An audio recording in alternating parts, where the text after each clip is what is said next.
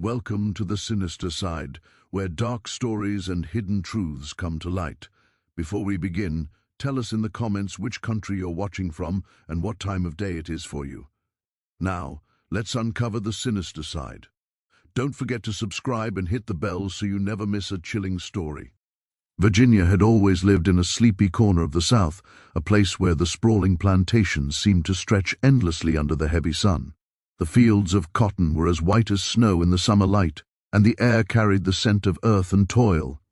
It was 1828, and slavery was as much a part of the landscape as the moss-draped oaks that lined the property. For most people in the area, life was predictable. The wealthy planters lived in grand houses, their lives cushioned by servants and wealth, while the enslaved worked from dawn until dusk, their bodies worn and their spirits subdued. Virginia Thornton was different from most. Though she was the daughter of a well-to-do planter, she had always been unusually curious. From the moment she could walk through the fields alongside her nursemaid, she observed every detail, the way the slaves whispered to one another, the subtle hierarchy among them, and the children who often played quietly, their eyes alert and expressive even in the shadow of oppression. Her mother had long dismissed her questions about the enslaved families with a curt, "You'll understand when you are older." But Virginia never did wait. She watched, she listened, and she began to notice patterns others ignored. It began one sweltering afternoon when Virginia wandered beyond the usual boundaries of the plantation's quarters. She had always been drawn to the children, especially the infants, whose cries and laughter seemed so innocent against the backdrop of the laborious life around them. That day, she noticed something remarkable.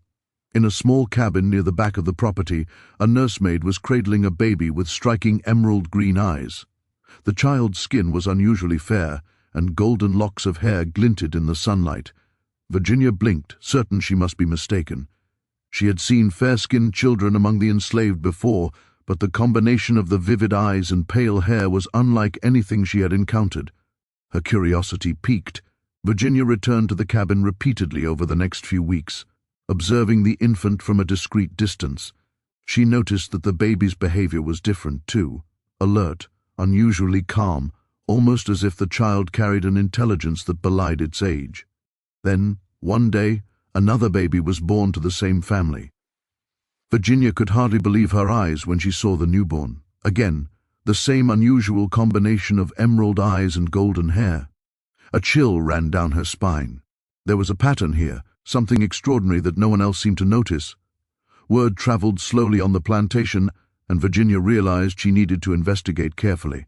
Asking directly would be dangerous, both socially and morally. The slaves' lives were tightly controlled, and any hint of impropriety or suspicion could have severe consequences. So she began quietly speaking with the mothers in the quarters, pretending to show interest in the well-being of their children. Bit by bit, she pieced together a startling truth. Over the span of several years, numerous children had been born with the same distinctive features: emerald eyes, fair skin, and golden or light brown hair. Each of them could trace their lineage to one man, a master of the plantation who was long rumored to have taken liberties with the enslaved women under his care. Virginia's mind raced with the implications. It was scandalous, of course, but it was also deeply tragic. The father, whose power was absolute on the plantation, had left a trail of children whose lives were quietly marked by their difference. They were not fully accepted in the quarters due to their unusual appearance, and yet they were not integrated into the planter's family either. They existed in a liminal space, visible but invisible, acknowledged only through the eyes of the woman who now saw the truth with unwavering clarity. The more Virginia investigated, the more she realized that these children were not anomalies or exide. There was an undeniable pattern: one father, many children, and a secret that the family had worked to obscure for years. Plantation records were kept meticulously, but they never mentioned the full truth. Birth dates were recorded, mothers' names were noted, but the fathers' identities were either omitted or falsely attributed. Virginia spent hours poring over ledgers, birth logs, and correspondence, matching names and dates, connecting dots that others either overlooked or deliberately ignored. The evidence was overwhelming. Yet, despite her excitement at the discovery, Virginia felt a growing sense of dread. The truth she had uncovered was dangerous. If the planters discovered that she knew the story, her life could be imperiled. Worse, the children themselves might suffer consequences if their unique lineage was exposed. They were already treated with suspicion by others on the plantation, their appearance making them objects of curiosity and sometimes envy. Revealing the secret publicly could have devastating consequences. But Virginia could not stop. She felt an almost moral obligation to document what she had seen.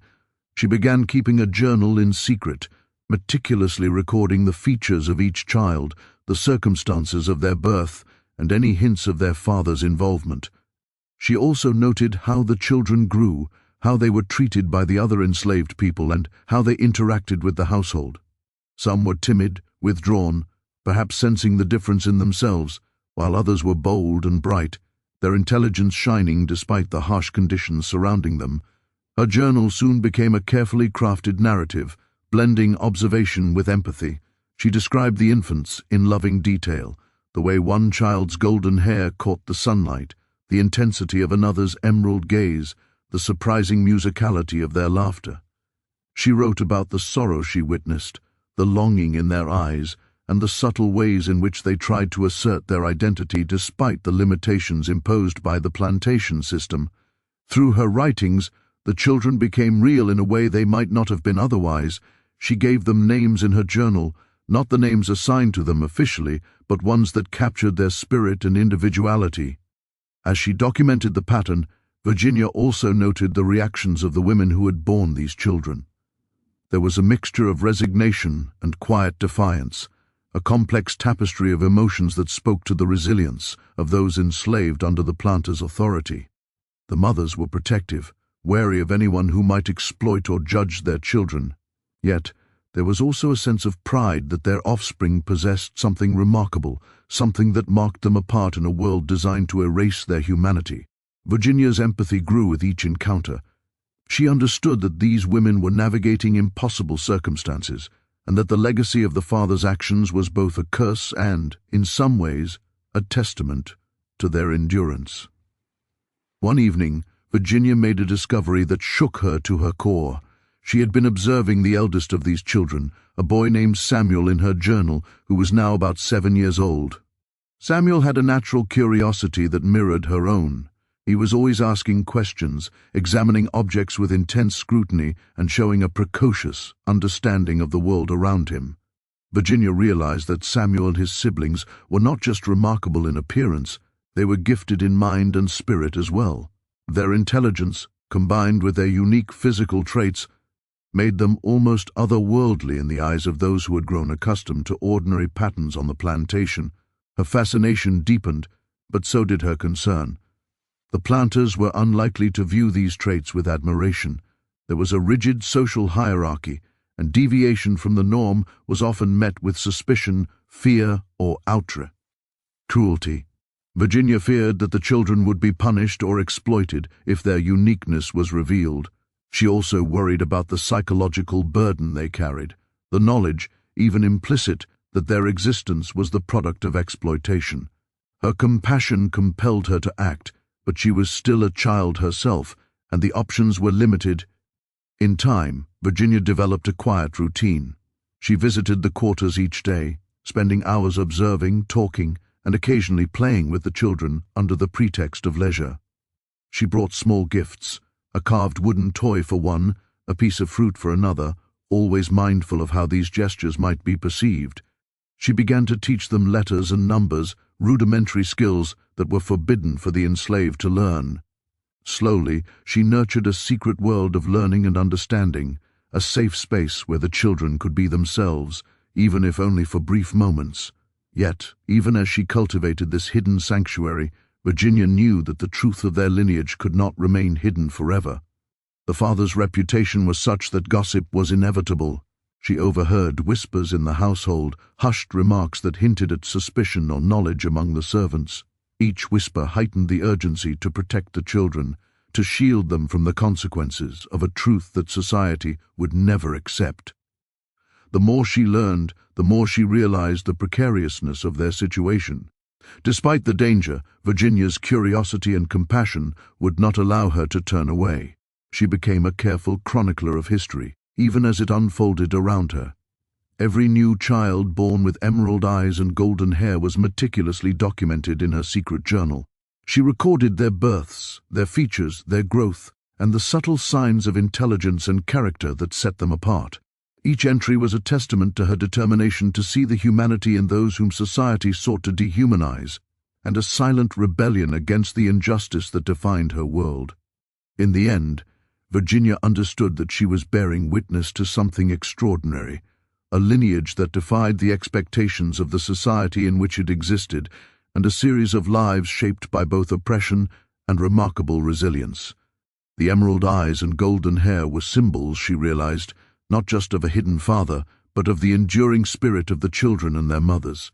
In her careful documentation, Virginia found purpose.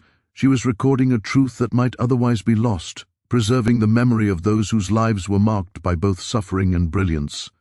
And so, as the sun set over the sprawling fields of the plantation, casting long shadows across the cotton, Virginia Thornton continued her quiet vigil.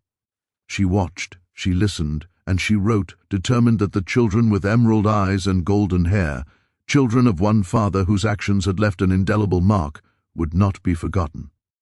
In the secrecy of her journal, she gave them names, stories, and dignity, crafting a legacy that would endure long after the oppressive system around them faded into history. Virginia knew that the truth she had uncovered was dangerous, perhaps even forbidden, but she also knew it was necessary. History, she realized, was not just about the powerful and the privileged. It was about those whose voices were silenced, whose lives were marginalized, and whose stories were hidden in plain sight. By witnessing and recording the lives of these extraordinary children, she became their guardian in spirit, ensuring that their existence, their beauty, and their resilience would be remembered for generations to come. As the weeks turned into months, Virginia's secret observances became more methodical. She began creating detailed sketches of the children, capturing not just their striking emerald eyes and golden hair, but the subtle nuances of their expressions, the faint arch of a brow, the curve of a smile, the way they tilted their heads when curious or cautious. She often stayed until the last rays of sunlight disappeared behind the moss-covered oaks, sketching by the dim glow of a lantern, the pages of her journal growing thicker with every passing day. Her obsession was no longer merely curiosity, it had become a mission. She was determined to understand the lineage of these children and the true extent of the father's presence in their lives, even if it meant risking her own safety. One afternoon, Virginia ventured further into the quarters than she had ever dared before. She followed a narrow dirt path that wound past the storage sheds and the farthest cotton fields, arriving at a small cluster of cabins that had always seemed oddly secluded. Here, she found more of the children, infants and toddlers alike, playing together under the watchful eyes of their mothers. Some noticed her immediately, their emerald eyes reflecting both fear and curiosity. Others returned to their play, seemingly unbothered by her presence. Virginia knelt to speak with them gently, offering a soft smile and quiet words. It was in these moments that Virginia began to notice something even more astonishing. The children did not simply share physical traits, they seemed to share mannerisms and temperaments as well. Some were fiercely independent, asserting themselves despite the constraints of the quarters. Others were remarkably patient, displaying an unusual calm that belied their tender ages. Virginia recorded everything with meticulous care, the way one child tilted her head when listening, the unique timbre of another's laughter, the subtle gestures that made each one distinct yet undeniably connected. The mothers, initially wary of Virginia's attention, gradually grew more trusting. Perhaps it was the innocence of her youth or the earnestness in her eyes, but they began to confide small details, sharing glimpses of the hardships they endured and the subtle ways they protected their children. Virginia learned of whispered warnings to each other, of secret measures to shield the children from prying eyes, and of careful monitoring of who approached them. These women, though enslaved, demonstrated a level of strategy and resilience that Virginia had not fully appreciated before. They were not powerless. They were fiercely protective of their blood and their legacy. Through these conversations, Virginia learned of the father, He was a man of considerable wealth and influence, the master of the plantation, and the source of both fear and silent resentment among the enslaved population. Though he never officially acknowledged the children, his presence loomed over the quarters in subtle ways, whispered warnings, furtive glances, and the occasional discreet reward or punishment. The mothers spoke of his visits in hushed tones, careful not to attract attention. The children, too young to fully comprehend the complexities of their situation, seemed to sense the weight of his authority, their behaviors subtly shaped by both fear and familiarity. Virginia's documentation took on a new urgency as she pieced together the scope of the father's influence. She began noting patterns of birth, tracing the emergence of the children over time. She discovered that the phenomenon was not random. The father had consistently fathered children with multiple women, leaving a hidden legacy that no official record captured. This revelation filled her with a mixture of awe and sorrow. The children were remarkable, but they were also products of exploitation, their existence entwined with the abuses of power that defined the plantation system. Despite the gravity of the situation, Virginia found moments of joy in her interactions with the children. She marveled at their intelligence, their curiosity, and their resilience. She taught them small lessons in reading and arithmetic, careful to keep her teaching secret. The children were eager learners there, minds sharp and receptive. Virginia realized that these children, though marginalized by their appearance and circumstance, possessed gifts that set them apart in a society that had long sought to suppress their potential. As her research progressed, Virginia began to consider the implications of her discoveries. She understood that revealing the truth publicly was impossible. The social and legal structures of the South were rigid and unforgiving. Exposing the father's actions would not only scandalize the plantation, but could also endanger her and the children. She began to formulate a plan to protect them, documenting everything with a precision that might allow future generations to understand the reality of their lives. Her journal became both a shield and a testament, capturing the humanity and individuality of the children in a way that official records could never do. One evening, Virginia noticed something peculiar in the behavior of one of the older children, a girl named Lillian, in her journal.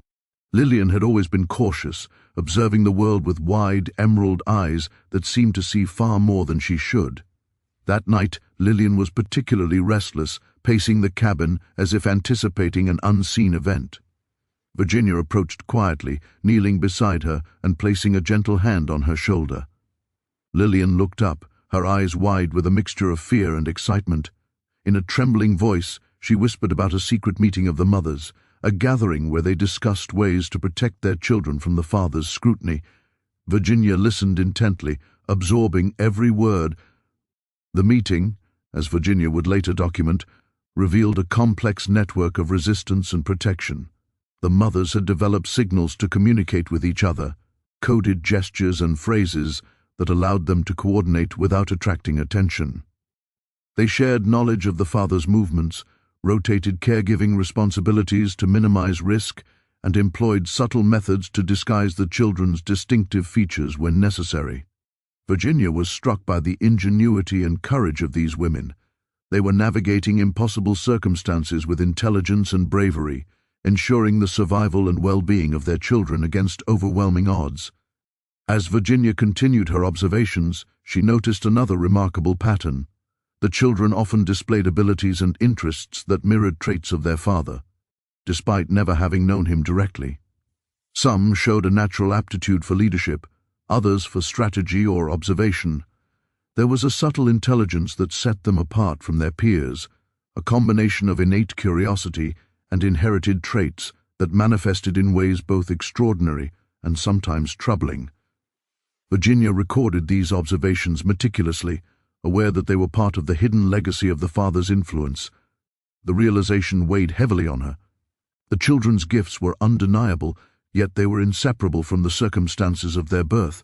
Virginia felt a mixture of admiration and sorrow, admiration for their resilience and capabilities, sorrow for the ways in which their lives had been shaped by exploitation and secrecy. She began to contemplate the broader implications of her findings, wondering how such a hidden lineage might impact the future of the plantation, the families involved, and society at large.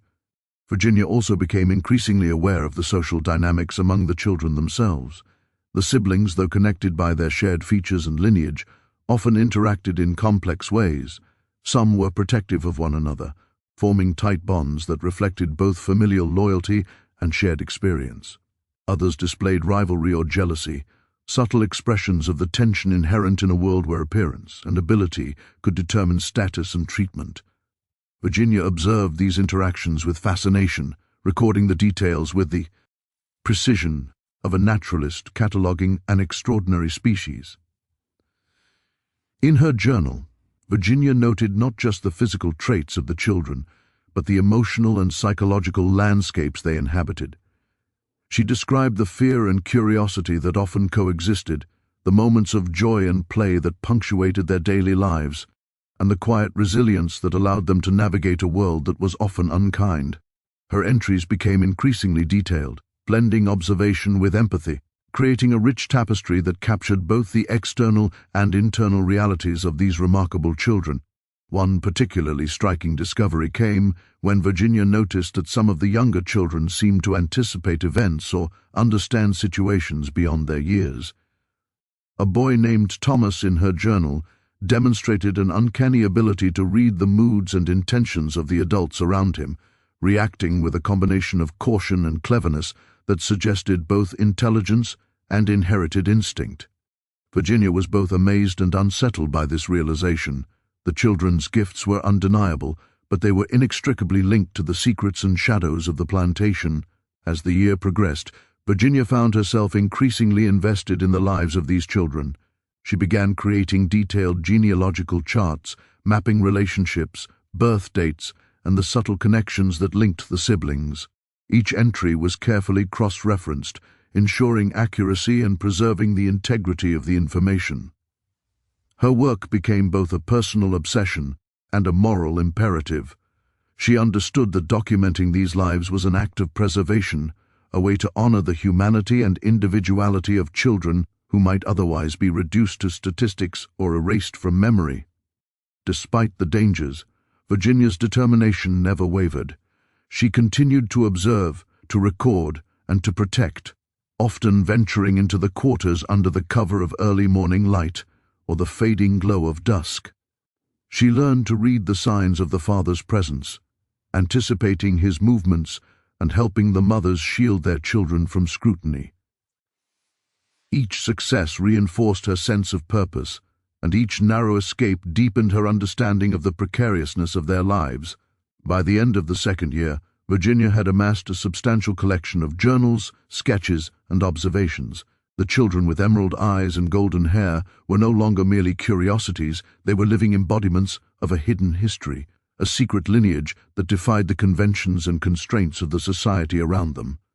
Virginia's work had transformed from simple curiosity into a carefully constructed record, a testament to the resilience, intelligence, and humanity of those who had been marginalized and silenced.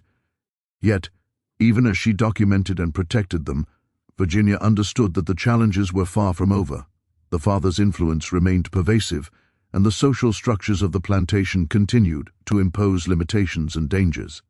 Each day brought new risks, new challenges, and new opportunities to witness both the brilliance and the vulnerability of these children. Virginia's vigilance became a defining feature of her life, a quiet commitment that would shape her understanding of morality, justice, and the power of observation. In the quiet hours, Virginia often reflected on the paradox of her discoveries. These children were extraordinary in ways that defied the expectations of their environment, yet they were also emblematic of its cruelty. Their emerald eyes and golden hair were not merely physical traits, they were symbols of resilience, intelligence, and survival in a world designed to suppress their potential. Virginia's role as observer, protector, and chronicler became increasingly vital, a bridge between the hidden realities of the plantation and a future where their stories might be remembered. As the sun set over the cotton field, once more casting long shadows across the quarters, Virginia closed her journal with a sense of both accomplishment and apprehension. The children slept nearby, unaware of the intricacies of their lineage or the magnitude of the secret they embodied. Virginia knew that she had only begun to uncover the full scope of their story, and that the years ahead would demand even greater courage, insight, and care. Yet she also knew that her work was meaningful, that in observing, recording, and protecting these children, she was bearing witness to a truth that society sought to conceal, and in doing so, preserving a legacy that would endure long after the sun set on the plantation. By the third year of her quiet investigation, Virginia Thornton had grown into a more deliberate and meticulous observer. The secret world she had discovered among the quarters of the plantation had deepened, and with it, her understanding of the lives she was chronicling. The children with emerald eyes and golden hair had grown older, their personalities blossoming in ways that reflected both the hardship of their environment and the hidden advantages of their unique lineage. Each child was distinct, yet together they formed a tapestry of traits that clearly pointed back to a single father, the master of the plantation, whose presence, though largely absent in their daily lives, loomed over them in ways both tangible and invisible. Virginia's role had shifted subtly but significantly. She was no longer just an observer, she had become a confidant, a quiet ally, and a protector. The mothers of the children increasingly entrusted her with small details of their private lives, speaking in hushed tones about strategies to keep their offspring safe. Some mothers even confided the subtle signs the father left behind, the fleeting glances, the whispered commands to the overseers, the occasional favor or punishment meted out selectively. Virginia recorded all of these with careful precision, knowing that the subtleties were as crucial as the obvious facts. Every gesture, every shadow, every overheard word could provide insight into the delicate balance the mothers maintained between obedience and resistance. One afternoon, Virginia witnessed a particularly striking scene that further crystallized her understanding. Two of the children, twins named Eleanor and Jacob in her journal, were playing near the edge of the woods that bordered the plantation. Eleanor was fearless, climbing a low branch of an oak tree with a confidence that seemed almost unnatural for a child of her age. Jacob followed cautiously, observing her movements, learning from her example, and carefully imitating her gestures. It was a small moment, a private tableau of childhood curiosity and boldness, yet Virginia saw something profound in it. These children were learning, adapting, and surviving in ways that went beyond the lessons taught in the quarters or the limited interactions allowed by the masters. Their resilience was innate, yet it had been honed by circumstance, and perhaps, Virginia mused, by the hidden influence of their father's traits. As she observed, Virginia began to consider the broader implications of her discoveries. The father, for all his authority, had unknowingly left a legacy that extended far beyond the plantation's immediate borders. These children, though marginalized in their current environment, were endowed with intelligence, curiosity, and physical attributes that could shape their destinies in ways society would never predict. Virginia's journal, once a simple record of observations, had transformed into a repository of hidden history, a chronicle not only of injustice and exploitation, but also of extraordinary resilience and potential. Her fascination was accompanied, however, by a growing sense of moral urgency. Virginia understood that the children's uniqueness made them both vulnerable and remarkable. Their striking features, their intelligence, and their innate abilities could provoke jealousy, fear, or curiosity among other enslaved people, overseers, and even members of her own family. She began to consider ways to subtly protect them without drawing attention to herself or jeopardizing their safety. She experimented with coded methods of communication, gestures, discreet signals, and small, seemingly inconsequential routines that allowed her to convey messages or provide guidance without anyone noticing. In essence, Virginia became a silent guardian, orchestrating a web of protection around the children even as she continued to observe and record their lives. It was during one of these discreet interventions that Virginia first encountered a challenge she had not anticipated: the emergence of the children's awareness of their own difference. As they grew older, some of the children began to notice their unique traits and the ways in which they were treated differently.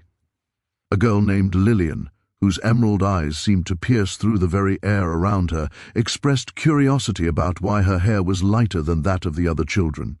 She asked Virginia pointed questions, probing gently, searching for truths that no adult dared to reveal. Virginia realized that her role had expanded yet again, from observer and protector to a mentor and source of guidance. She needed to answer these questions carefully, providing enough information to satisfy curiosity while safeguarding the children from danger. Virginia chose her words carefully. She explained that families were sometimes complex, and that people could be alike in ways that were not immediately obvious. She emphasized the children's strengths, their intelligence and their potential, encouraging them to see their uniqueness as a source of pride rather than fear. Over time, the children began to trust her, viewing her as an ally who understood their challenges and supported their growth. This bond deepened Virginia's sense of responsibility, and she committed herself even more fully to documenting their lives and ensuring their protection. As the seasons changed, Virginia began to notice another remarkable phenomenon. The children seemed to possess not only inherited physical traits, but also a shared temperament, an almost instinctive understanding of one another and the world around them. They coordinated play, solved problems cooperatively, and displayed empathy and intuition that exceeded what one might expect for their ages. Virginia recorded these observations in detail, noting patterns of leadership, problem-solving, and emotional intelligence that distinguished the children from their peers. She began to wonder if these traits were entirely inherited from their father, or if they were also shaped by the intense, protective environment cultivated by their mothers and herself. Her curiosity eventually led her to investigate the father's past more deeply. She combed through letters, household accounts, and correspondence between neighboring plantations, seeking any hints that might shed light on his character, behaviors, or intentions. What she discovered was a portrait of a man both feared and revered, a figure whose authority extended beyond the plantation and whose influence shaped the lives of those around him in subtle but profound ways. There was little evidence of paternal care in the conventional sense, but Virginia began to detect patterns in how he interacted with the enslaved families. He seemed to prefer certain traits, favoring intelligence, resilience, and obedience, qualities that manifested strikingly in the children he had fathered. This realization both troubled and fascinated Virginia. The father's presence was paradoxical, at once absent and yet undeniably influential. The children's development continued to astonish her. Jacob, for example, displayed an extraordinary ability to memorize patterns and sequences, recalling events with precision and solving small problems with ingenuity. Eleanor demonstrated exceptional dexterity and coordination, excelling at tasks that required both physical skill and creative thinking. Lillian and the other girls exhibited keen social intelligence, understanding subtle dynamics among the children and adults alike. Virginia recorded these abilities with meticulous detail, often marveling at the ways in which the children surpassed her expectations. It was clear that they were extraordinary not merely in appearance but in intellect, emotional depth, and adaptability. However, Virginia was acutely aware of the precariousness of their situation. The father's authority was absolute, and even small deviations from the norm could provoke suspicion or punishment. She observed the children navigating these dangers with increasing sophistication, learning to hide their strengths, mask their curiosity, and comply outwardly while maintaining inner resilience. Virginia documented these survival strategies, recognizing that they represented both innate intelligence and the influence of the protective networks surrounding them. In the quiet hours of the night, Virginia reflected on the broader implications of her findings. These children, products of exploitation, were also embodiments of resistance and resilience. Their unique traits, their intelligence, and their emotional awareness constituted a hidden legacy that defied the rigid social structures of the South. Virginia's journal became more than a record of observation. It became a testament to the potential of human beings to endure, adapt, and flourish, even under circumstances designed to suppress them. Her work also prompted her to consider the moral complexities of her own role. She was an observer, yes, but she was also complicit in a system that allowed such exploitation to continue. She grappled with feelings of guilt, responsibility, and the limitations of her influence. Yet, she understood that her documentation and protection of the children represented one form of resistance, a quiet but meaningful intervention that preserved the humanity and dignity of those most vulnerable. As spring approached, Virginia faced a new challenge, the arrival of outsiders on the plantation. A distant relative of the family visited unexpectedly, accompanied by acquaintances who had never seen the quarters or the enslaved families up close. Virginia's careful monitoring of the children became critical. She had to ensure that their uniqueness did not draw attention, that their emerald eyes and golden hair remained unnoticed in the presence of strangers. She devised subtle strategies to obscure their features, redirect attention, and maintain the delicate balance of secrecy that had protected them for years. This period of heightened vigilance offered Virginia insight into the fragility of her efforts. One misstep could expose the children, jeopardizing their safety and undermining the trust that she had built with their mothers. The tension was palpable, but it also reinforced her determination. Virginia understood that secrecy was not merely a precaution, it was a moral imperative, a shield that allowed the children to develop, thrive, and maintain their dignity in a world that sought to deny both. By the end of the third year, Virginia's journal had become a remarkable compendium. It contained detailed sketches, genealogical charts, behavioral observations, and careful notes on the social dynamics of the quarters. She had documented not only the physical traits of the children, but also their intellectual abilities, emotional development, and survival strategies. Each entry reflected her growing understanding of the complexity, resilience, and individuality of the children, as well as the courage and ingenuity of the mothers who protected them. Virginia realized that the hidden legacy of the father was far more significant than anyone could have imagined. The children were extraordinary not merely in appearance, but in spirit, intelligence, and adaptability. Their lives were a testament to the potential for resilience and resistance, even in the face of systemic oppression. Virginia's role, though fraught with danger and moral complexity, had allowed her to bear witness to a secret history that would otherwise have been lost. And so, as the plantation settled into the quiet of another evening, Virginia closed her journal with a mixture of awe and apprehension. The children slept nearby, their breaths rising and falling in the darkness, unaware of the significance of the legacy they carried. Virginia understood that the story was far from complete. The years ahead would bring new challenges, new discoveries, and perhaps new dangers. Yet she also knew that her work mattered, that by observing, recording, and protecting these extraordinary children, she was preserving a hidden history that demanded recognition, respect, and remembrance. In this secret chronicle, the children, with emerald eyes and golden hair, became more than just anomalies. They were living symbols of resilience, intellect, and hidden potential. Virginia's careful documentation ensured that their stories, their struggles, and their triumphs would endure, a testament to the human spirit's ability to flourish even under the harshest conditions. The legacy of one father, once shrouded in secrecy and fear, now had the chance to be understood, appreciated, and remembered through the eyes and pen of a determined young woman who refused to look away. By the fourth year, Virginia Thornton's secret observations had evolved into a careful and deliberate campaign to safeguard the children with emerald eyes and golden hair. They had grown older, their personalities more pronounced, and their physical traits more striking.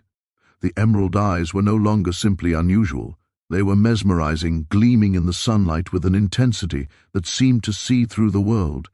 Their golden hair shimmered like threads of sunlight, a constant reminder of the mysterious father whose influence lingered over the plantation in unseen ways. Virginia had learned to read the subtle cues of their environment, understanding the hidden dangers that came with visibility. Even a simple glance from an overseer could carry implications, and a passing remark from the master could alter the balance of their daily lives. She had devised strategies to protect them, distractions, subtle diversions, and small interventions that would steer attention away from the children's unique features. Over time, her interventions became more sophisticated, guided not only by instinct, but also by the knowledge she had meticulously recorded in her growing journal. One day, Virginia noticed a new tension in the quarters. A traveling merchant had come to the plantation, and his curiosity about the children was immediate and intense. Unlike the local overseers or family visitors, he seemed fascinated by the rare features of the children, particularly their hair and eyes. Virginia's heart raced as she observed him scrutinizing Eleanor and Jacob as they played near the well. She had to act quickly. Using small gestures she had developed over the years, she signaled the mothers to redirect the children's attention, ensuring they remained safe from intrusive eyes.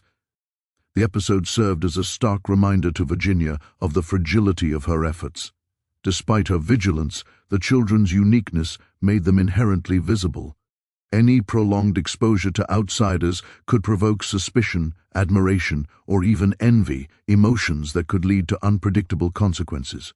Virginia realized that secrecy was not enough. She needed to cultivate resilience in the children themselves, teaching them how to navigate a world that would never fully accept them. To this end, she began introducing subtle lessons in observation and discretion. She showed the children how to read the moods of adults, how to anticipate reactions, and how to use their intelligence and curiosity strategically. These lessons were disguised as games, but Virginia recognized their importance. By nurturing these skills, she hoped to give the children tools to protect themselves, both physically and socially. She was acutely aware that the father's presence, though often absent, was an invisible force shaping the environment. Every intervention, every lesson, was a small act of resistance against the limitations imposed upon them. As Virginia delved deeper into her observations, she noticed a change in the children's interactions. They had grown more conscious of their differences, sometimes responding with pride, sometimes with hesitation. Eleanor, ever bold, embraced her uniqueness openly, exploring her abilities with curiosity and confidence. Jacob, more reserved, often measured his actions carefully, observing the reactions of others before engaging fully. Lillian and the younger girls displayed a heightened awareness of social dynamics, their emerald eyes scanning for cues that would guide their behavior. Virginia documented these developments with painstaking detail, noting the ways in which the children balanced individuality with the necessity of caution. It was during one of these observation sessions that Virginia discovered a new layer to the father's influence. She had overheard a conversation between the master and an overseer, where subtle hints suggested that the father was aware of the children's traits and intelligence, yet chose to exercise his authority in a restrained manner. There were whispers of favoritism, small acts of indulgence, and occasional allowances that seemed to acknowledge the children's potential without drawing public attention. Virginia was both shocked and fascinated. The father, while still a figure of power and fear, was not entirely indifferent to the lives he had helped create. This complexity added a new dimension to her understanding, revealing a man capable of both cruelty and calculated consideration, whose choices continued to shape the children's existence. Virginia's journal entries became more reflective, blending observation with contemplation. She mused on the nature of legacy, power, and morality, recognizing that the children's lives were intertwined with forces beyond their control. The emerald eyes and golden hair were more than physical traits. They were markers of history, resilience, and the complex dynamics of human behavior. Virginia's role had evolved from mere chronicler to a guardian of both knowledge and morality, a position that demanded wisdom, courage, and discretion. The children, meanwhile, continued to develop extraordinary abilities. Eleanor demonstrated an uncanny aptitude for strategy, often leading games with a level of planning and foresight that amazed Virginia. Jacob exhibited remarkable memory and analytical skills, recalling events and details with precision that bordered on extraordinary. Lillian and the younger girls excelled in social intuition, understanding the unspoken rules of interaction and navigating them with skill and grace.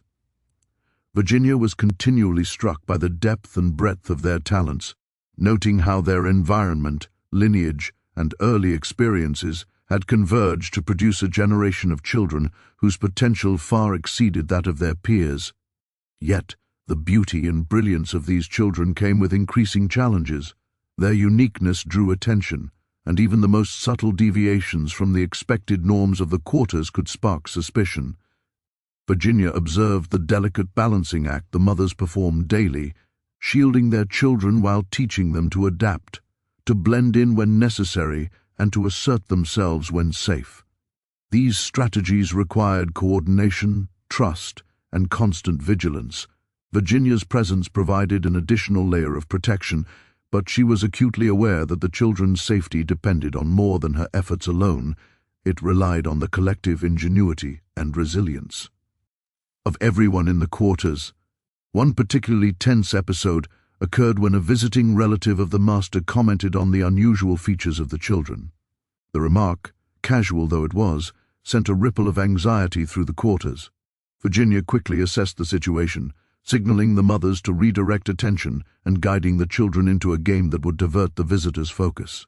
The intervention worked, but it underscored the ever-present danger of exposure. Virginia realized that as the children grew older and more aware of their own attributes, they might inadvertently draw attention, making her efforts to protect them even more critical. Amid these challenges, Virginia discovered moments of profound joy. She watched as the children played together, their laughter ringing through the quarters, their emerald eyes sparkling with delight. She saw their creativity, their intelligence, and their empathy in action, how they supported one another, solved problems collaboratively, and navigated their world with ingenuity.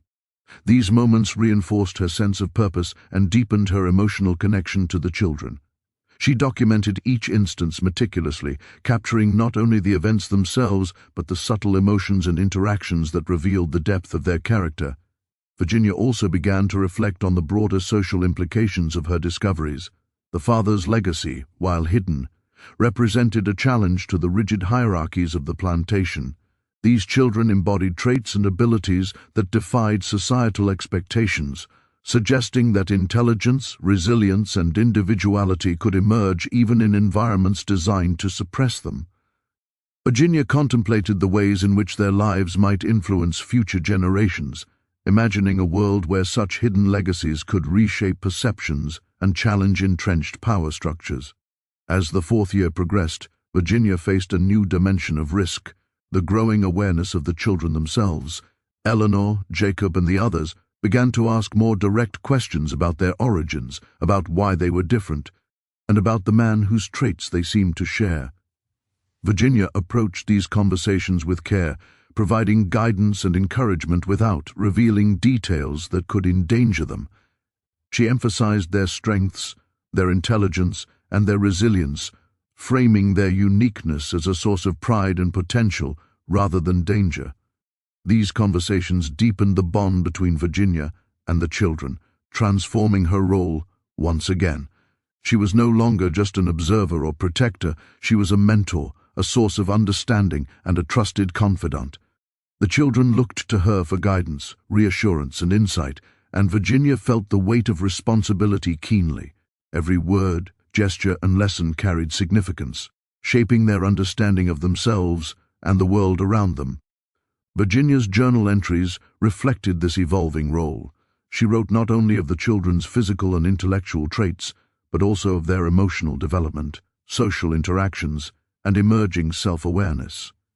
She documented the strategies the mothers employed to protect their offspring, the subtle influences of the father, and the ways in which the children adapted to their environment. Each entry was a careful balance of observation, empathy, and reflection, capturing the complexity of a hidden world that few others would ever understand.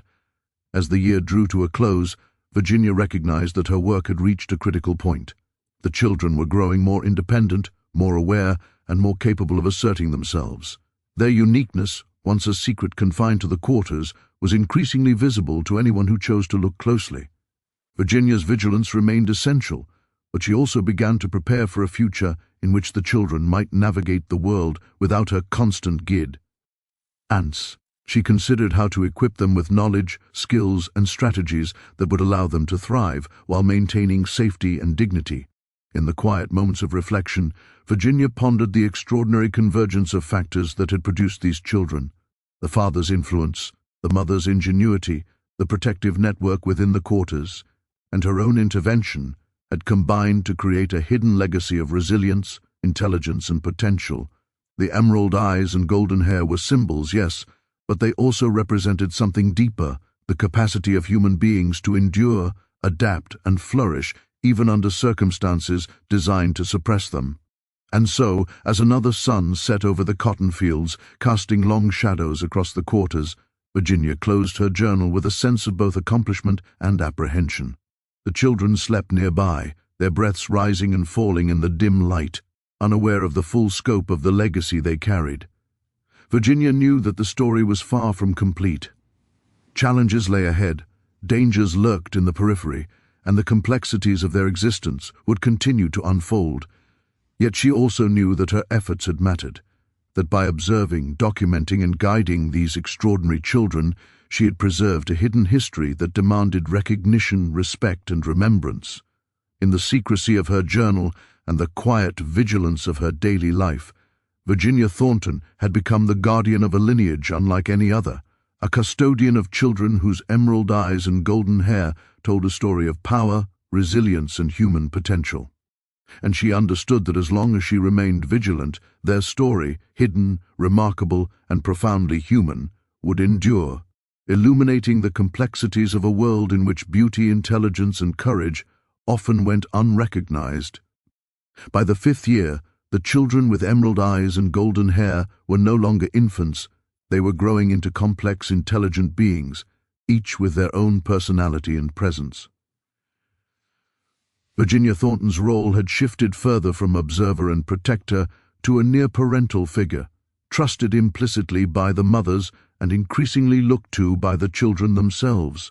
Her journal had become a sacred record, meticulously cataloguing the children's physical traits, temperaments, intellectual capacities, and the subtle ways in which they adapted to their environment. Every day brought new revelations, new challenges, and new glimpses into the hidden legacy of the father, whose influence continued to ripple through the plantation in silent yet profound ways. The children had begun to notice patterns in their own lives and in the world around them. Eleanor, who had always been the boldest, now questioned the structure of the quarters and the rules imposed by the overseers. Jacob, methodical and observant, began to notice subtle differences in treatment between himself and other children, connecting these differences to their unique appearance. Lillian, ever intuitive, sensed the unspoken tensions in conversations and interactions with adults, recognizing signs of favoritism, caution, and subtle judgment. The awareness of their uniqueness was no longer a distant curiosity. It had become a central part of their understanding of the world. Virginia realized that this awareness was both a blessing and a danger.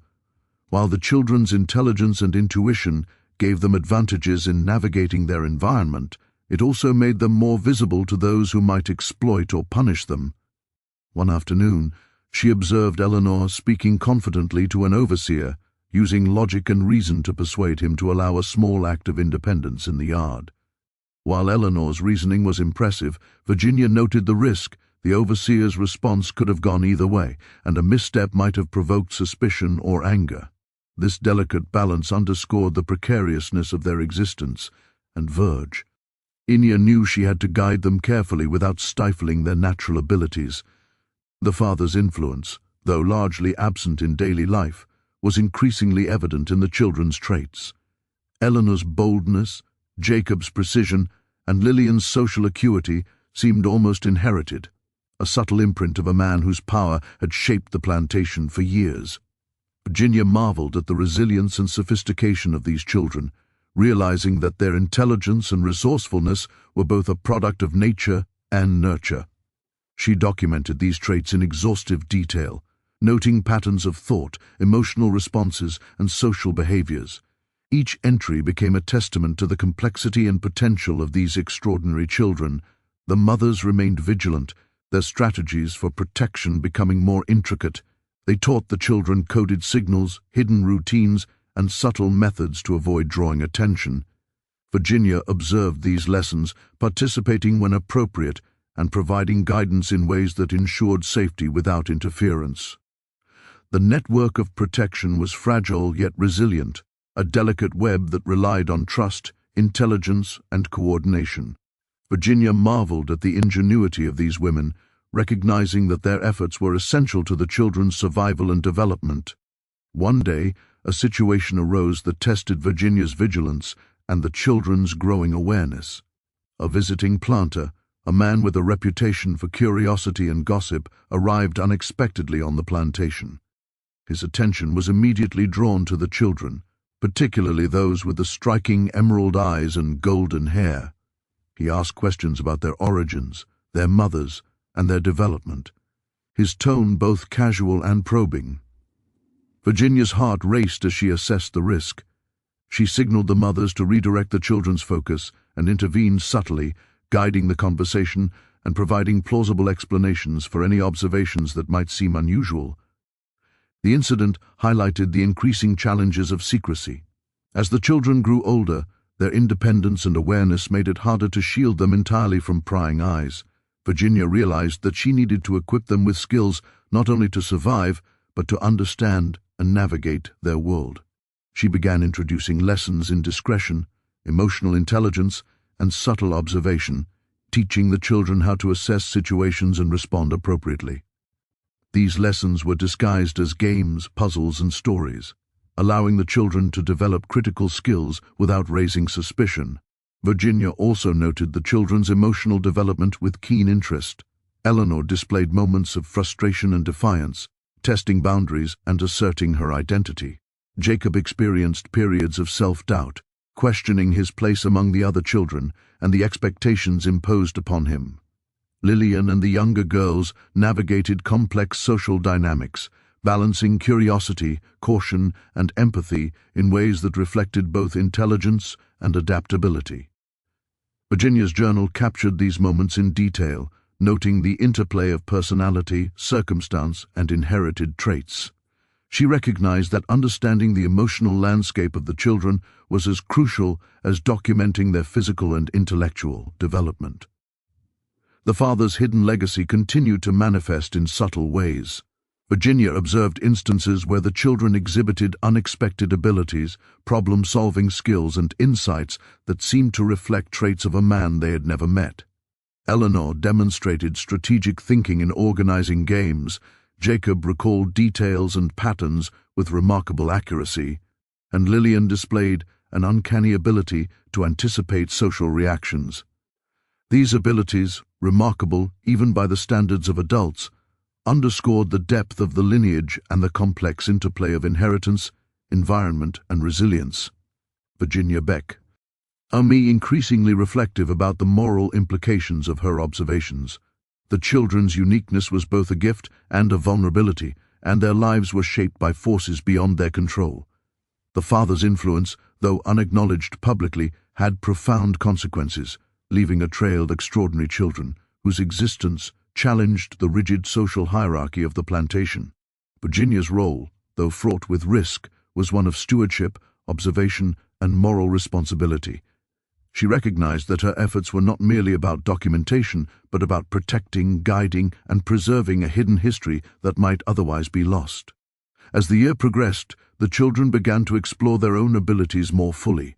They experimented with problem-solving, creative expression, and social negotiation. Virginia observed these experiments with a mixture of pride and caution, recognizing both the potential and the risks inherent in their curiosity. She encouraged exploration while teaching caution, balancing the need for growth with the imperative of safety. Her journal reflected this dual focus, capturing both the brilliance of the children and the constraints imposed by their environment. The mothers continued to play a central role in the children's development. They provided guidance, protection, and emotional support, teaching strategies for survival, resilience, and adaptation. Virginia observed these lessons closely, noting the subtle interplay of authority, empathy, and intelligence. The mothers' efforts were remarkable in their sophistication, reflecting a deep understanding of the social dynamics, risks, and opportunities within the plantation. Virginia documented these insights carefully, recognizing their importance in shaping the children's capacity to navigate a complex and often dangerous world. A particularly significant moment occurred when Eleanor confronted Virginia with questions about the father.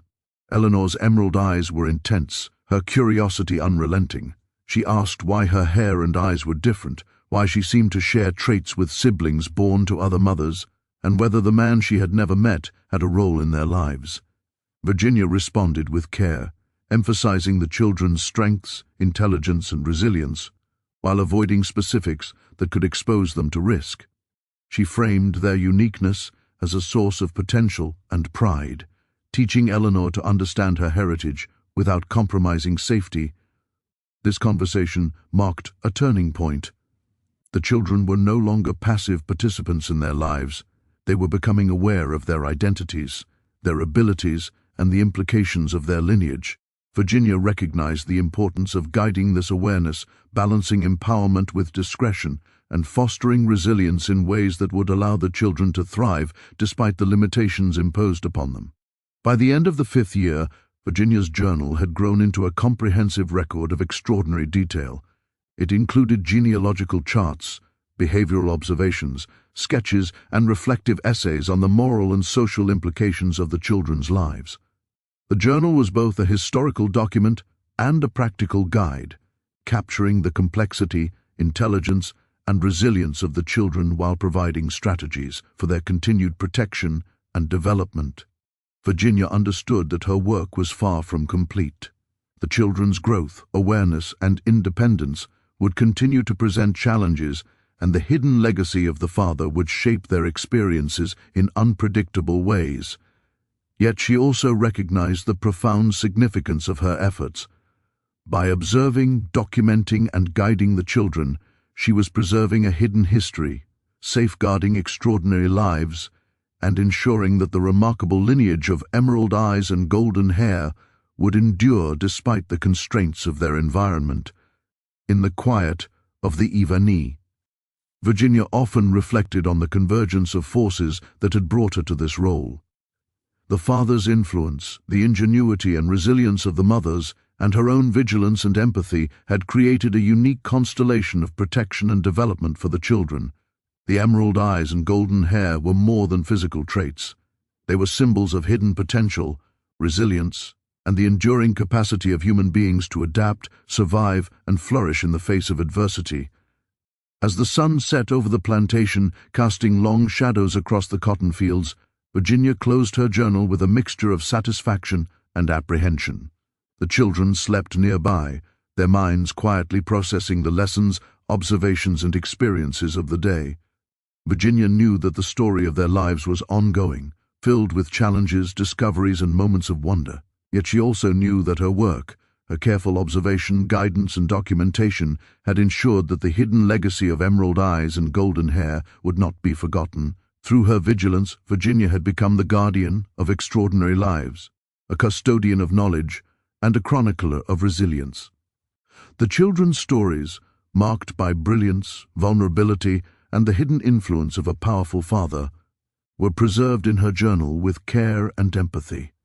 Virginia understood that history often overlooked those who lived in the shadows, but she was determined that these extraordinary children would be remembered, their lives acknowledged, and their potential honored for generations to come.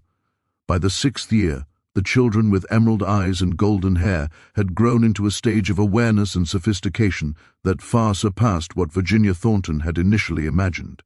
No longer the wide-eyed infants she had first observed, they had begun to grasp the contours of their existence, the delicate balance between visibility and secrecy, and the extraordinary legacy that bound them together. Virginia's role had evolved again, from observer and mentor to a central figure in the silent orchestration of their safety, education, and emotional development. Her journal had become not only a meticulous record, but also a guide for survival, a repository of hidden knowledge, and a testament to the resilience of human beings, shaped by circumstances both cruel and extraordinary. The plantation itself seemed to shift around her. Overseers became more vigilant, neighbors grew more curious, and even some members of Virginia's own family began to notice the unusual traits of the children.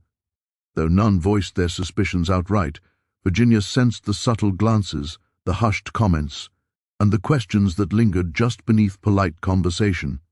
The stakes were higher than ever. The children's unique appearance, the striking emerald eyes and golden hair, was both a blessing and a liability. Their talents, intelligence, and social acuity set them apart in ways that could provoke admiration or suspicion, and Virginia knew that a single misstep could unravel years of careful protection. One particularly tense day, Virginia observed an incident that highlighted the precariousness of their situation. The master of the plantation, a man both feared and respected, had returned unexpectedly from a journey. His presence in the quarters caused a ripple of tension among the enslaved, the mothers, and even the children themselves. Eleanor, bold as ever, had been exploring near the edge of the yard when the master's sudden approach startled her. Jacob, perceptive and cautious, immediately recognized the danger and guided Eleanor to step aside, while Lillian and the younger girls followed instinctively, adhering to a protocol they had practiced under Virginia's guidance. Virginia intervened subtly, using small gestures to signal the children to remain calm and redirect attention. She observed the master's scrutiny, noting the fleeting moments of curiosity in his gaze as he passed. Though he said nothing overtly, Virginia could sense that he had noticed the children's unusual traits. Her heart pounded as she ensured that no misstep betrayed the secret that had been painstakingly maintained for years. This incident underscored the delicate equilibrium of visibility and secrecy upon which the children's safety depended, and it reinforced Virginia's understanding of her critical role. In the weeks that followed, Virginia focused on further developing the children's abilities in ways that enhanced both their resilience and discretion. She devised exercises to improve their memory, critical thinking, and observational skills, often framing them as games to maintain engagement while cultivating essential survival skills. Eleanor thrived in challenges that required strategic planning. Jacob excelled in problem-solving and pattern recognition, and Lillian and the younger girls honed their social intuition, learning to read subtle cues and anticipate reactions. Virginia documented every success, every misstep, and every insight, building a detailed record of the children's capabilities that would serve as both historical documentation and a practical guide for their continued development. The mothers continued to play a vital role, teaching lessons in protection, discretion, and emotional intelligence. They conveyed subtle warnings about outsiders, trained the children in coded signals, and reinforced the importance of careful observation. Virginia watched and learned from their methods, integrating their wisdom into her own strategies. The collaboration between Virginia and the mothers created a powerful network of support that allowed the children to thrive, despite the constraints imposed by the plantation system. As the year progressed, Virginia observed a new dynamic emerging among the children themselves. The older ones, particularly Eleanor and Jacob, began to take on informal leadership roles, guiding their younger siblings in play, social interactions, and problem-solving exercises. These leadership traits were unmistakably influenced by the father's legacy, an inherited capacity for strategy, influence, and insight that seemed to manifest in the children naturally. Virginia documented these developments meticulously, noting the ways in which the children learned from one another and from the environment, internalizing lessons that would serve them well both now and in the future. Virginia also began to notice subtle changes in the children's emotional responses. They displayed heightened sensitivity to the moods of adults, an intuitive understanding of social hierarchies, and an ability to anticipate outcomes in complex interactions. These traits, while remarkable, carried inherent risks. A misjudged glance, a misinterpreted remark, or a bold act could draw attention, and Virginia knew that teaching the children to temper their instincts with caution was essential for their continued safety. She created exercises and role-playing scenarios that allowed the children to practice these skills, blending instruction with engagement in ways that reinforced both competence and caution. The hidden influence of the father became increasingly apparent. Virginia observed that certain traits, strategic thinking, emotional acuity, resilience, and a natural confidence, appeared consistently across the children, despite differences in age and maternal lineage. These traits manifested not only in cognitive abilities but also in social interactions, emotional regulation, and adaptability. Virginia reflected on the paradoxical nature of this legacy. The father's actions had created children whose lives were deeply constrained, yet whose innate qualities allowed them to navigate their environment with sophistication and subtle power. She documented these patterns in exhaustive detail, noting both individual variations and overarching trends. One particularly enlightening moment occurred during an MPR Impromptu play session. Eleanor had devised a complex game that required coordination, planning, and foresight, directing her siblings with authority and clarity. Jacob observed closely, making adjustments and offering solutions that complemented Eleanor's strategy, while Lillian and the younger children contributed in ways that demonstrated empathy, intuition, and creativity. Virginia watched in awe, recognizing the interplay of inherited traits, learned behaviors, and environmental influence. She recorded the session in her journal, capturing not only the events themselves, but the subtle social and cognitive dynamics that revealed the depth of the children's capabilities. Despite these successes, challenges persisted. The children's uniqueness remained a source of potential exposure, and the stakes of visibility grew with their increasing independence and awareness. Virginia continued to develop strategies to mitigate risk, including careful scheduling of interactions, monitoring of outsider presence, and reinforcement of protective routines. She remained vigilant, aware that even a small lapse could have far-reaching consequences for the children and the network of mothers and allies who supported them. The children's growing curiosity about their origins became more pronounced. Eleanor, in particular, asked direct questions about the father, the reasons for their unique traits, and the patterns she observed among her siblings. Virginia approached these conversations with caution, emphasizing strengths, resilience, and intelligence while carefully avoiding details that could endanger them.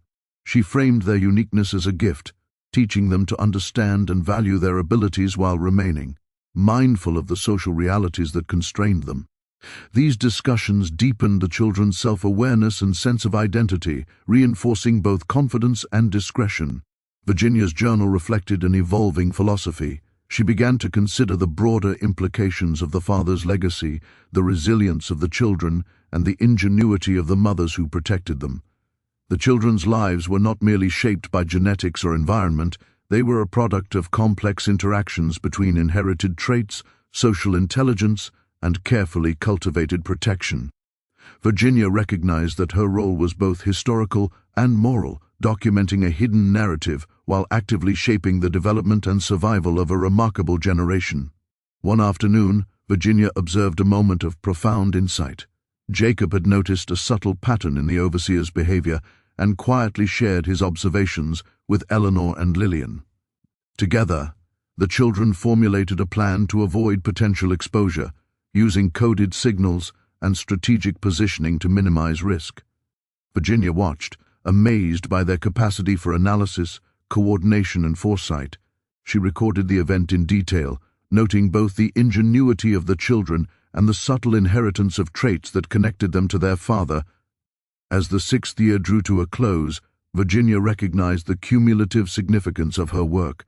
The children's development, resilience, and intelligence had reached a level that demanded not only observation but active guidance.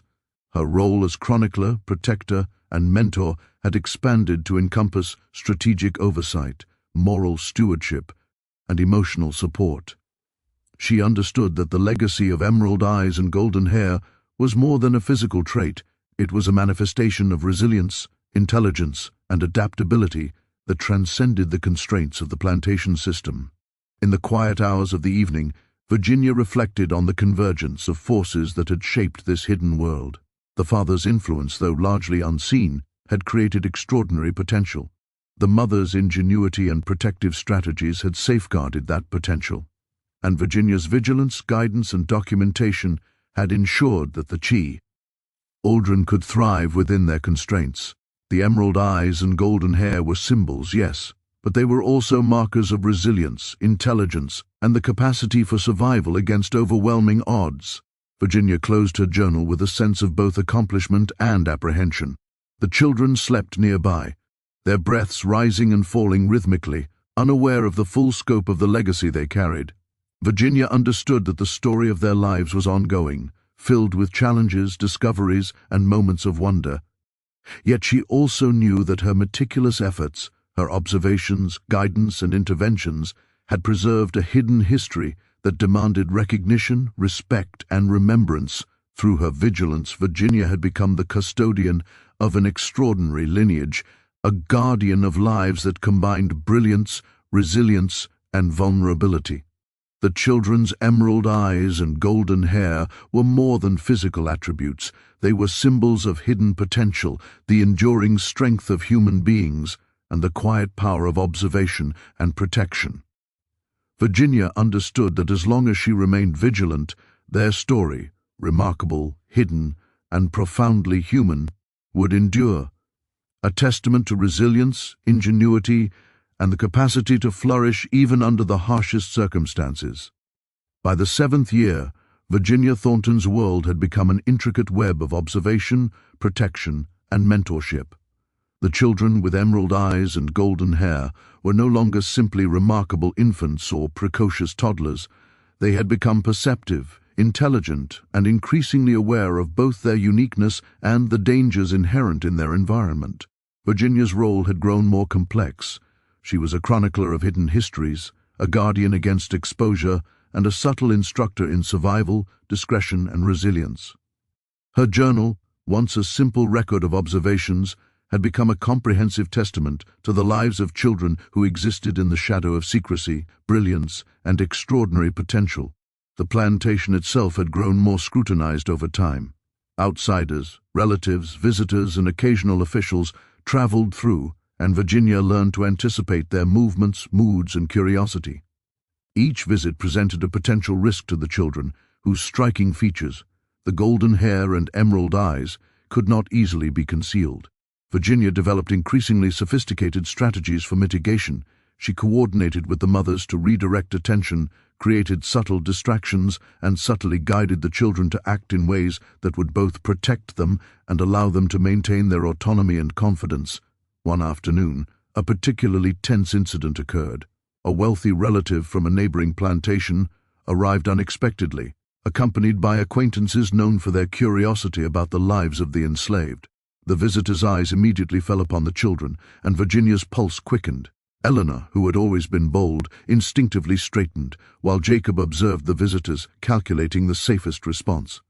Lillian and the younger girls paused, reading the subtle signals of caution that Virginia had instilled in them. Virginia acted swiftly, using a combination of gestures, subtle vocal cues, and coordinated distractions to redirect the children's attention and maintain the appearance of normalcy. She guided the conversation with the visitors, offering plausible explanations for any observations they might have found unusual, all while maintaining a calm exterior. The incident was a stark reminder of the ever-present danger their uniqueness posed and reinforced the need for constant vigilance and careful guidance.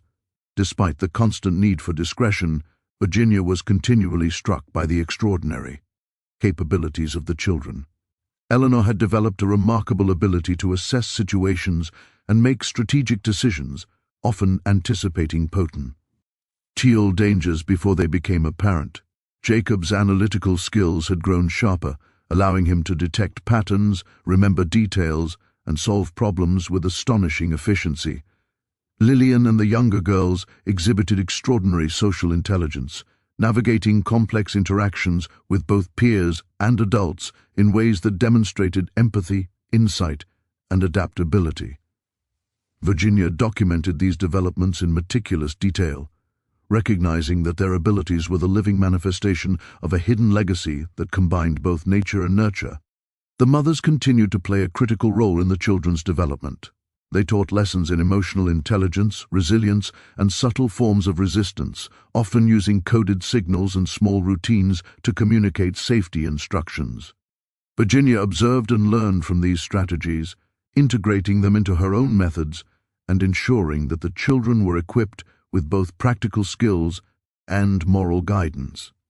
The collaboration between Virginia and the mothers had created a protective network that allowed the children to thrive in an environment that was both restrictive and unpredictable.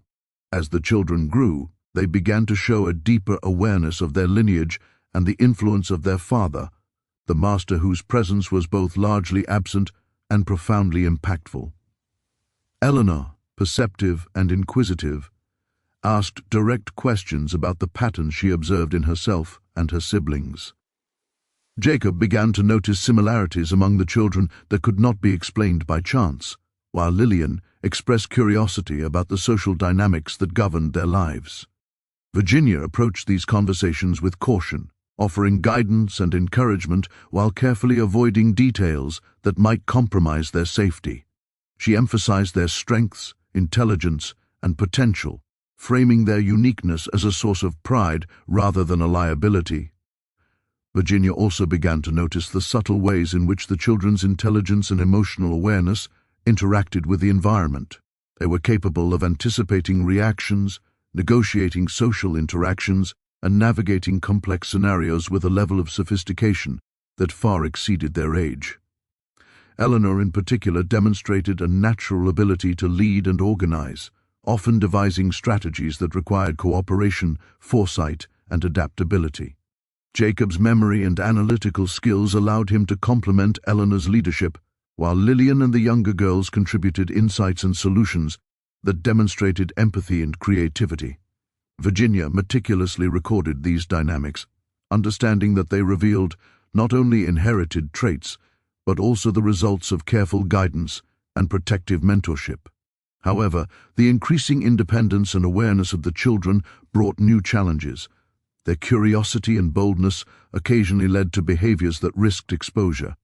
Virginia observed moments of impulsivity, subtle acts of defiance, and questioning of authority, all natural in children but potentially dangerous in the context of the plantation. She responded by intensifying their lessons in discretion, teaching them how to evaluate situations, assess risk, and act with both intelligence and caution. These exercises became a blend of mentorship, strategic training, and moral guidance, helping the children to balance autonomy with survival. The hidden influence of the father remained a pervasive presence in Virginia's observations. She noted that certain traits, strategic thinking, emotional acuity, resilience, and confidence, appeared consistently among the children, transcending age differences and maternal lineage. These traits were evident in social interactions, problem-solving abilities, and emotional regulation. Virginia reflected on the paradoxical nature of this legacy. The father's actions had created children whose lives were constrained by societal structures. He endowed them with extraordinary capacities that allowed them to navigate their environment with sophistication and subtle power. She documented these patterns extensively, emphasizing both their uniqueness and their implications for the children's future potential. One particularly revealing incident occurred during a routine chore in the quarters. Eleanor and Jacob, working together, devised a system to complete tasks more efficiently while minimizing the risk of drawing attention from overseers. They communicated using subtle gestures, anticipated each other's actions, and coordinated efforts in a way that demonstrated both intelligence and inherited aptitude. Lillian and the younger girls observed and contributed insights, adjusting their approach based on social cues and environmental observations. Virginia recorded the episode in detail, noting how inherited traits, learned behaviors, and environmental influences converged to produce a remarkable display of cognitive and social sophistication. Virginia also reflected on the moral complexities of her role. She was both an observer and an active participant, guiding, protecting, and shaping the children's experiences, while documenting their extraordinary development. The children's uniqueness was a product of exploitation, yet it had also produced remarkable potential. Virginia grappled with feelings of responsibility, ethical obligation, and the limitations of her influence. She recognized that her work was both historical and moral, preserving a hidden narrative while actively shaping the lives of extraordinary children. The mothers remained vigilant in their protective strategies, reinforcing lessons in discretion, emotional regulation, and situational awareness. They shared knowledge of potential threats, coordinated caregiving, and ensured that the children's abilities were developed safely. Virginia observed these strategies carefully, incorporating them into her own interventions and ensuring that the children were equipped with both practical skills and moral guidance. The network of mothers and allies provided a framework within which the children could thrive, balancing autonomy, intelligence, and safety. As the 7th year drew to a close, Virginia recognized that the children were entering a new phase of development. Their awareness, independence, and capabilities had reached a level that demanded even greater guidance, strategic oversight, and emotional support. The hidden legacy of the father was increasingly visible in their interactions, problem-solving abilities, and social intelligence, while the protective network of mothers and Virginia remained essential to their continued safety. Virginia's journal had grown into a comprehensive chronicle, documenting not only the children's physical and intellectual traits, but also the subtle moral, emotional, and social dynamics that defined their lives. In the quiet moments of reflection, Virginia considered the extraordinary convergence of factors that had shaped this hidden world. The father's influence, though largely unseen, had endowed the children with remarkable abilities. The mother's ingenuity and protective strategies had safeguarded these abilities, while Virginia's vigilance and guidance had ensured their development and safety. The emerald eyes and golden hair were not merely physical traits, they were markers of resilience, intelligence, and potential, symbols of a lineage that defied the constraints of the plantation system. Virginia's sense of responsibility grew with each passing day. She understood that her work was more than observation, it was stewardship, mentorship, and moral intervention. The children's lives were shaped by forces beyond their control, yet through careful guidance, protection, and education, they were learning to navigate their world with intelligence, courage, and subtle power. Virginia recognized that the story of their lives, extraordinary, hidden, and profoundly was one that demanded careful preservation and thoughtful documentation. In the final weeks of the 7th year, a series of subtle events reinforced the urgency of her mission. New overseers arrived, unfamiliar with the hidden dynamics of the quarters. A visiting relative displayed an unusual interest in the children, asking indirect questions that suggested heightened curiosity. Virginia responded with calm precision, coordinating the children, the mothers, and her own interventions to maintain safety. She noted every detail in her journal, understanding that the careful documentation of these episodes was essential not only for historical preservation, but also for practical guidance in protecting the children in the future. Through these challenges, Virginia observed remarkable moments of brilliance and empathy among the children. Eleanor demonstrated strategic foresight in coordinating activities, Jacob exhibited analytical precision in problem-solving, and Lillian and the younger girl showed keen social intelligence in navigating complex interactions. Virginia recorded these abilities with a mix of awe and scholarly precision, noting the interplay of inherited traits, environmental influence, and guided mentorship. She understood that the children were extraordinary, not only in appearance, but in intellect, social aptitude, and emotional resilience, a combination that made their survival and development both delicate and remarkable. By the end of the 7th year, Virginia closed her journal with a sense of accomplishment, vigilance, and reflection. The children slept nearby, their emerald eyes closed in the quiet of the evening, unaware of the depth of the legacy they carried and the intricate network of protection that surrounded them. Virginia understood that the story of their lives was ongoing, filled with challenges, discoveries, and extraordinary moments of insight and resilience. She also recognized that her careful observation, guidance, and documentation had preserved a hidden history that might otherwise have been lost. In the secret chronicle of her journal, Virginia Thornton had become more than an observer. She was a custodian of extraordinary lives, a guardian of hidden potential, and a chronicler of resilience. The children's emerald eyes and golden hair were symbols of brilliance, vulnerability, and human potential, and through her vigilance and mentorship, their stories were preserved, a testament to the enduring power of intelligence, courage, and empathy in the face of overwhelming constraints. By the 8th year, the children with emerald eyes and golden hair had grown into beings whose presence was impossible to ignore, yet their uniqueness remained cloaked in the careful strategies Virginia Thornton and the mothers had cultivated over the years. No longer toddlers or curious children, they were now approaching an age where their intelligence, awareness, and resilience could rival that of adults in subtle ways. Virginia had become more than an observer or mentor.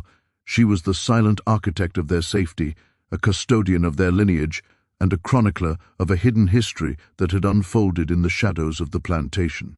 Her journal, thick with meticulous notes, sketches, and reflections, had become a living testament to human resilience, extraordinary intellect, and the quiet power of secrecy. The plantation itself had grown more complex. Outsiders' curiosity had intensified, with relatives, neighbors, and occasional officials passing through, unaware of the intricate network of observation and protection that governed the quarters. Virginia had grown adept at anticipating potential threats, guiding the children in both behavior and subtle interactions, and maintaining a balance between autonomy and concealment. Each child had learned to navigate this environment with grace, blending inherited traits, learned behaviors, and practical strategies in a seamless, almost instinctive manner. Eleanor had become a natural strategist, using her intelligence and foresight to guide her siblings.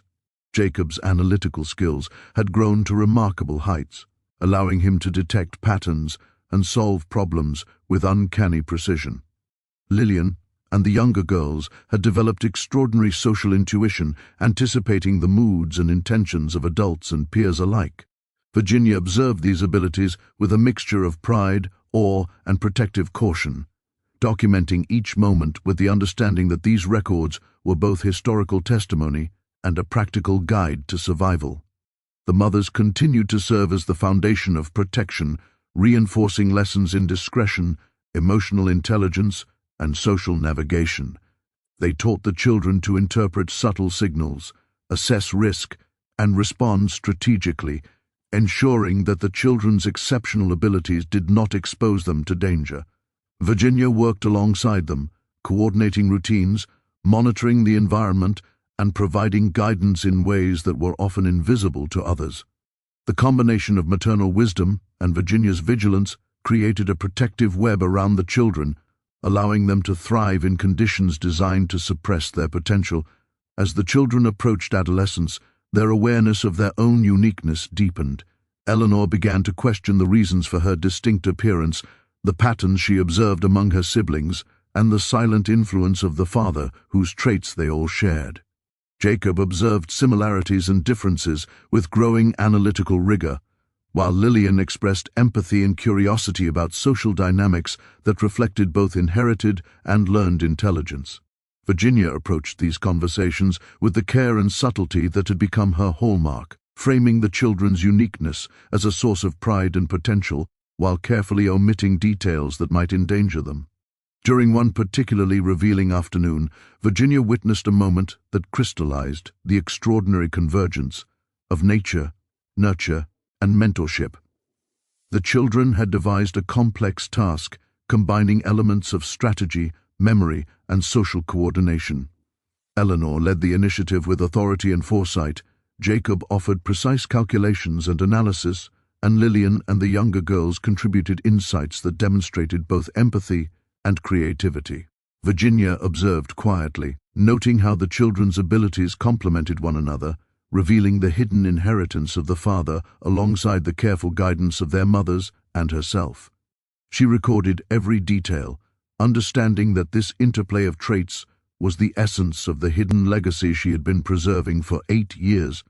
Yet as remarkable as the children were, the challenges of visibility and risk had grown more pressing. Outsiders' curiosity could not always be contained, and the children's boldness, intelligence, and charisma made them increasingly noticeable.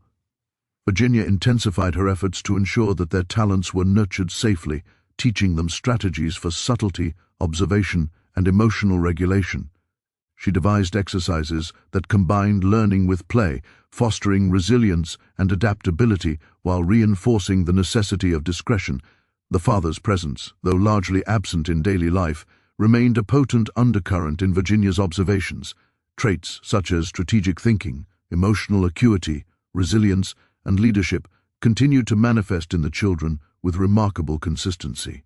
Virginia reflected on the paradox of this inheritance. The father's influence had created children whose lives were constrained by social and racial hierarchies, yet endowed them with exceptional capacities that allowed them to navigate their environment with subtle authority and insight.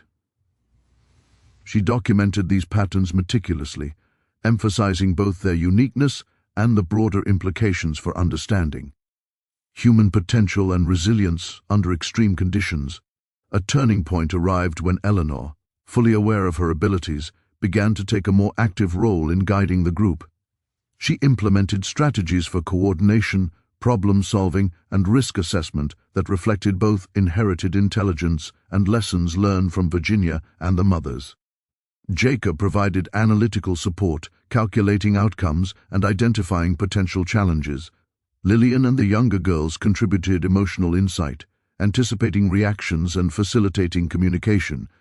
Virginia watched with quiet pride, realizing that the children were now capable of orchestrating their own safety and growth with remarkable sophistication. This growing independence brought new moral and practical considerations.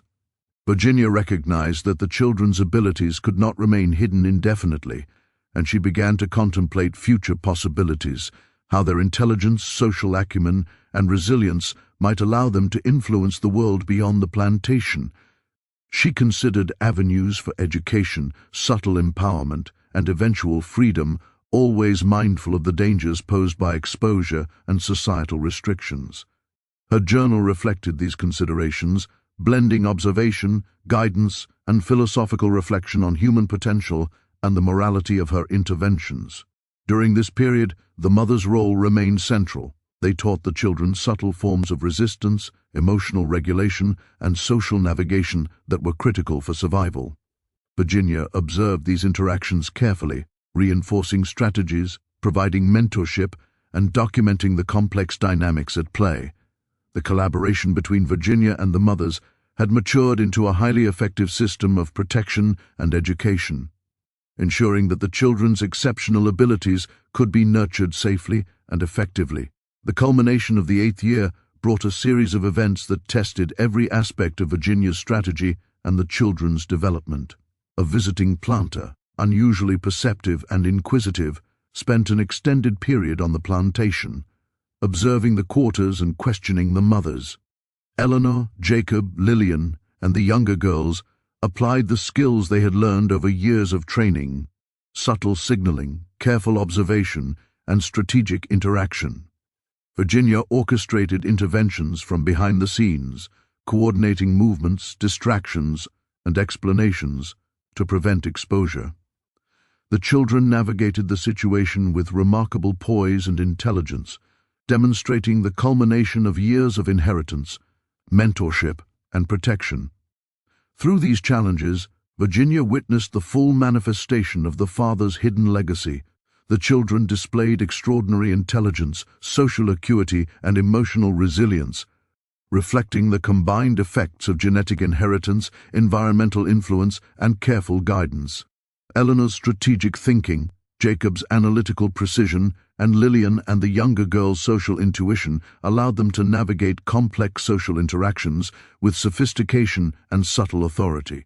Virginia documented every detail, understanding that the journal now represented both a historical record and a practical guide for the children's continued survival and empowerment. As the year drew to a close, Virginia reflected on the remarkable convergence of forces that had shaped the children's lives. The father's influence, the mother's ingenuity, and her own vigilance had combined to create a generation of children whose uniqueness was both a gift and a challenge.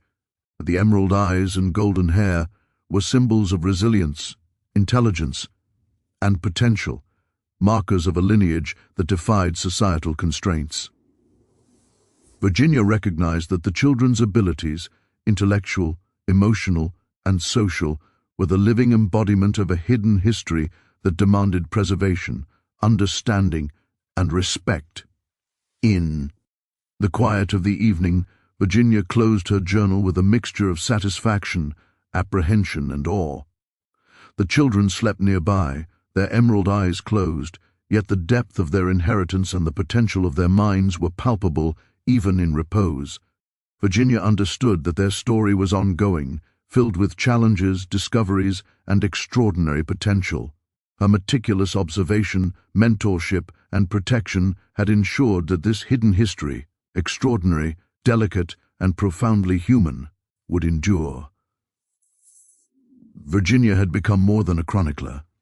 She was the guardian of an exceptional lineage, a mentor shaping the growth and resilience of extraordinary children, and a custodian of a history that would otherwise have remained unseen. The children's emerald eyes and golden hair were not merely physical attributes, they were emblems of hidden potential, resilience, and intelligence, symbols of the capacity to thrive even under conditions designed to suppress it. The final months of the 8th year brought moments of profound insight. The children, now capable of understanding the complexities of their lives, began to demonstrate independent initiative. They devised strategies for learning, problem-solving, and social negotiation that reflected both inherited traits and the lessons imparted by Virginia and the mothers. Eleanor's leadership, Jacob's analytical reasoning, and Lillian and the younger girl's social intuition converged in a display of extraordinary capability. Virginia observed quietly, documenting these achievements and reflecting on the moral and historical significance of the hidden legacy. By the end of the 8th year, Virginia recognized that the children's development represented the culmination of 8 years of careful observation, protection, and guidance. Their emerald eyes and golden hair, once markers of vulnerability and curiosity, had become symbols of resilience, intellect, and the quiet power of inheritance. Virginia's journal, filled with observations, strategies, reflections, and sketches, stood as a testament to their extraordinary lives, the mother's ingenuity, and the hidden influence of the father, whose legacy had shaped them. In the stillness of the plantation at night, Virginia reflected on the journey she had undertaken, from her initial curiosity to the complex orchestration of safety, mentorship, and documentation. She had become inseparable from the story she chronicled. The children, extraordinary in every sense, embodied resilience, intelligence, and potential that transcended the limitations of their environment. Virginia understood that the hidden history she had preserved would endure, illuminating the extraordinary lives of children born into secrecy, brilliance, and resilience. As the candlelight flickered across her journal pages, Virginia realized that the story was more than a record of events. It was a testament to human potential, the ingenuity of those who protect the vulnerable, and the quiet persistence of resilience in the face of oppression. The children with emerald eyes and golden hair had become more than anomalies. They were living symbols of a lineage, a hidden legacy that would shape the world in subtle but profound ways. Virginia closed her journal one last time for the year, knowing that while the chapters of the children's lives were still unfolding, their story, hidden, extraordinary, and enduring, would never be forgotten.